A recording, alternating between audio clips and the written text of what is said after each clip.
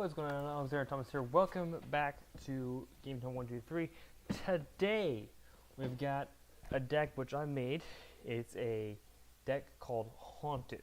And this is the first of 5 different videos which I'm making it. I've got a black deck, a blue deck, a green deck, a red deck, and a white deck. I haven't completely made them all yet, but the black deck is fully complete. There are 87 total cards in that, which includes tokens and those sort of things as well. I'm going to talk about each one. And each one of these sets has a specific extra thing that occurs. For example, Haunted is basically about Haunted. The cards have an extra Haunted cost, which means you pay the Haunted cost, then you can cast a spell and it becomes Haunted. This also includes instant sorceries, but they kind of vanishes once you get into the instant sorcery position. And each one has their own basic guidelines. To start off, we have Haunted House. And there are, I think, a total of 87 total cards, which includes some basic lands. So it says, whenever Haunted House or another haunted spell enters, you get to create a 1/1 Ghost of Flying. And there's cards that have that as well. And every card in this set has this symbol, the Haunted symbol, as part of it. That is the first card. Second card we're going to go for is going to be the Undead Executioner. It has Haunted as well. I got all these arts created from, what's it called? AI character generator, which is for free to make your own arts if you want to use things like Magic Garden, Gathering. This card says it's Haunted cost for 3 and a black, or you can pay 1 2 black. If the Undead Executioner Haunted cost was paid, you destroy up to 1 target creature when it enters. When the Undead Executioner deals damage to a creature or planeswalker, destroy that creature or planeswalker. It's basically planeswalker death touch, and that kind of the idea there in that regard for that one. That's card number 2. It is an uncommon, and there is a mixture of all cards. Black has got 22 uncommons in it. The Haunter of Souls. It does not have Haunted cost, but it does have a ward. Whenever you cast a spell that if it is haunted, sacrifice it. Whenever you cast a spell that copy it, if it's haunted, which means that works with instant sorcery, they will vanish when they get into the graveyard. They won't be haunted anymore. That's the basic idea. Sacrifice the copy into the next end step. Award, pay 5 life. It's a mythic. As lifelink, it's an 8/8 for 7 mana. It does not have Haunted, so it's gonna have to be this. And I point out these are all intended to be commander decks. So that's the basic idea for that one. Haunted Possessions is fun. And I've got a few in each of these. So you can pay the Haunted cost for this one, which is similar to a red card that says you can sacrifice it, but it says you gain control of a creature, untap that creature. If the Haunted cost was paid, you can sacrifice it at the end of turn. Now this card does not give you haste, so if the creature has semi-stiffness, which means into your next turn, then it is still not able to. But if you paid 5 for it, you can sacrifice. It will be sacrificed instead. So it's an interesting card set for that one. It's active treason, but maybe a little better.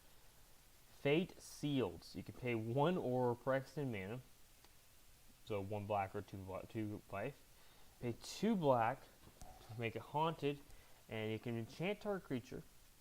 Enchanted creature must attack each combat if able, and if the haunted cost was paid to cast a spell, place a -1/-1 counter on enchanted creature. Now, there's a point here that you wouldn't ever want to pay that if you control that creature, because obviously your creature would be weaker if you went. There's not really any special thing that says, hey, you know what? I want to make sure I get my creature more powerful or less powerful. The next card we're gonna get is Haunted Pumpkin. It's an artifact. It's similar to a few other things out there. It has Haunted for 2 and a black, and it will cost 1 normally. You can sacrifice Haunted Pumpkin to destroy a target creature with mana value 3 or less.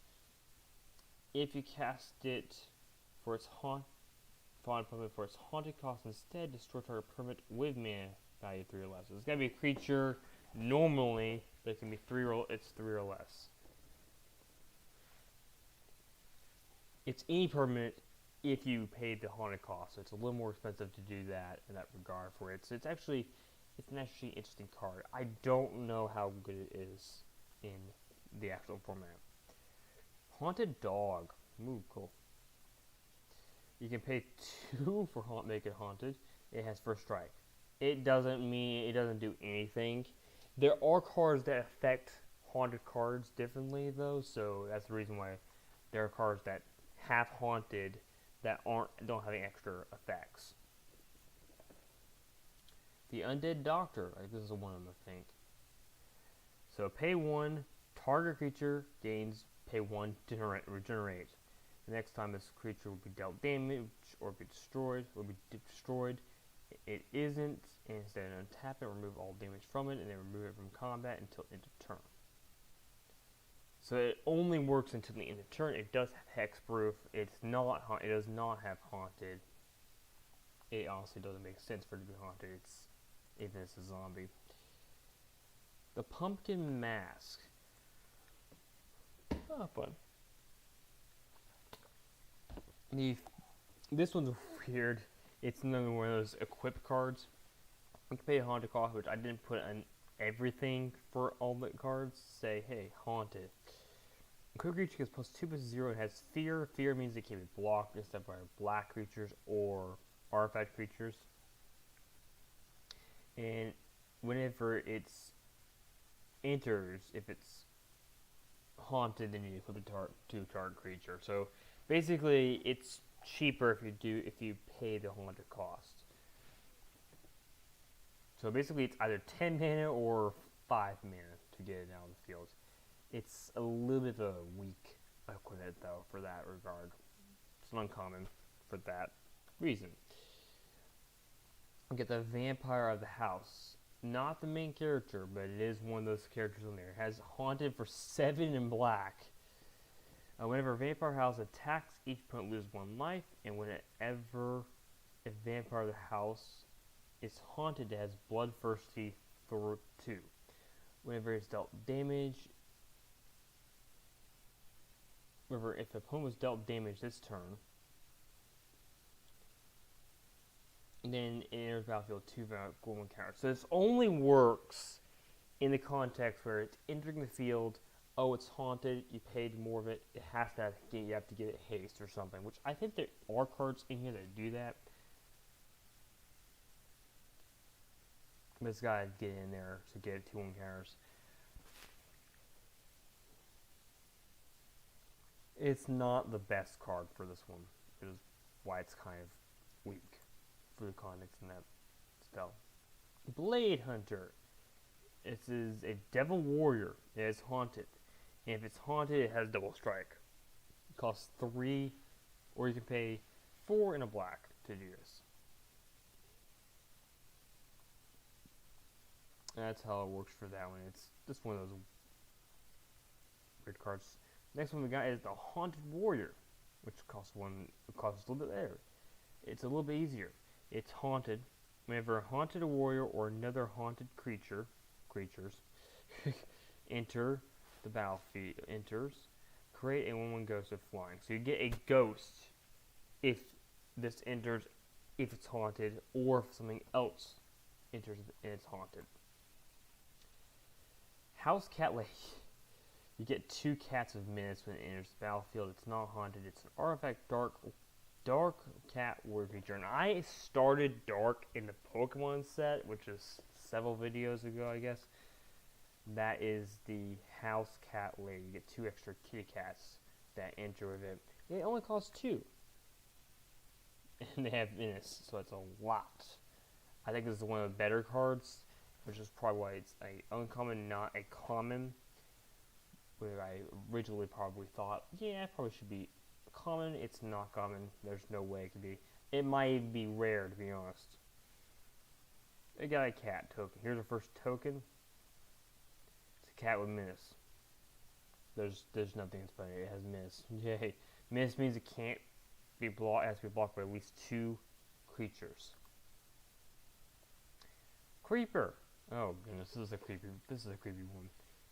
Ay ay ay. So if you pay 1 more mana for it, so if you pay 2 and 2 black, 3 and 2 black,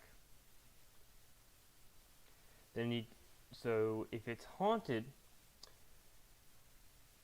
when it attacks, each opponent gets a 3/3 horror. That's going to be the next one of the next cards, I think.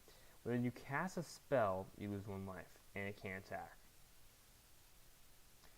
If the creeper is haunted, you get 2 of them instead. So basically, this is a hurt your opponent basis, so you get so many more of them if it attacks. It's a 4/2, so it's not super powerful, but it's powerful. It's redured.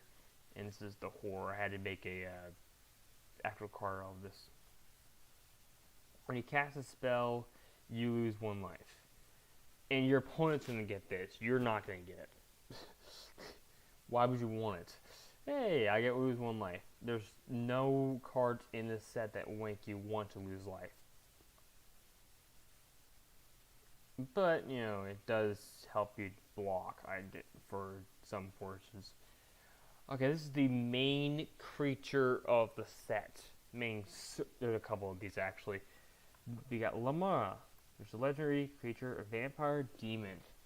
Whenever you tap a creature, an opponent, you may play a stun counter on it. And you can pay 2 to put a stun counter on it to tap a creature. And whenever a stun counter is placed on a creature, you lose life equal to its power, so it's not great. So this is not one of those great cards, but it can be your commander if you want it to be. But basically, it does limit you a little bit. It equal to its power, so it could be good, it could be bad. Just depends on what you're looking at. Make everything have 0 power. That's not in the deck. I can tell you right now. We got a Haunted Dragon. There's one dragon in every one of these sets. And they all have different abilities. This one's the one that can be haunted. It's also mythic. Every one of them is mythic, I think. Flying Trample. Gosh. You can pay 2 extra. If it attacks when it's haunted, each player draws 12 cards and loses 12 life. So it hurts you, but it hurts everyone else too. And so basically, you get to mill your opponents, and you also make them lose life. You also lose 12 life too, but you have a 12/12 creature with flying and trample. I don't think you've got pretty enough. It doesn't have haste, which is a good thing, because if it did, gosh, it'd be more than just mythic. It'd be insane. Our next card here is going to be Flame of Haunted. I think this is a creature. No, it's an enchantment. There's a lot of enchantments in this set that's based off of making creatures haunted. Each creature you control gets +1/+0, and if it's haunted, it gets if Flame Haunted is haunted, then the creature gets +1/+1. Haunted creature gets +1. Each creature you control gets +1/+0. If Flame Haunted is haunted, then creatures get +1/+1. It's an extra effect, it just gives you extra things for it. So each creature you control gets +1/+0. If Flames of Haunted is haunted, then they get +1/+1. In addition to this, we get the Haunted Bat. We got flying and lifelink. It gets +1/+0. So you can really upgrade this one. Oh, so basically if you had 10 mana, you get to break, I think, a 11/1 creature with lifelink into a turn. The only problem is you can only activate this once per turn, so it's just gonna be a 2/1 with lifelink and flying. So it's still decent, which is why it's a common, though it's not great. Grave Hunter, okay. Whenever a Grave Hunter enters, each opponent creates a 3/3 core token creature with, the same thing. And then you can make a 6. You can make a 6 to make each opponent create a 3/3 horror creature, which is that exact thing, which is actually really annoying if you're for your opponents. And it can be your legend. It can be your commander. It's also a horror, even though it's like a human. I can see it. It probably should be a higher rarity, but I want to make them sort of averaged out. So, the bedroom. Okay, we got this is basically the idea of the haunted is that there's a house, and then you go for the haunted house, and these are things you go to. If a creature you would be destroyed by combat damage, you may return to the battlefield, tapped, and remove all combat damage from that creature. But it's not as complicated as you might think. It's just, if it would be destroyed by combat damage, you can return to the field tapped, and doesn't have any damage from it. Basically, it wouldn't die from the combat damage. It's a little bit over explaining the card. A little bit. Just a little bit over. The Hallway of Haunted. Oh, yeah, this is a curse. There's not a curse in every set, but there are curses in some sets. I think there's curse in every one of them. Enchanted player loses 1 life when the creature taps that player controls. So if creature taps, then you get to make it so the player loses 1 life. Robot Room. This is an alternate weird card. It's an artifact. It costs 5. You can untap Robot Room for 2 life or black, and you can tap any creature. There's another card that allows you to do this effect. It's a common. It's not very good in my opinion for it, so it just comes down to a little bit. Haunted Library. This is a very weird card. Now, whenever a haunted creature enters, place a book counter on this one, which doesn't exist, but it's a counter. You get to put a counter on it, and you can move a book counter to scry 1 and then draw a card. So look at the top card of the library, hey, and then you get to draw that card. Draw whatever the next card is. It's a common. It's not particularly great. They say there's effects that make you want to have haunted. Dark Ritual. Okay, Darkness Ritual. So you know how Dark Ritual works? This is the exact idea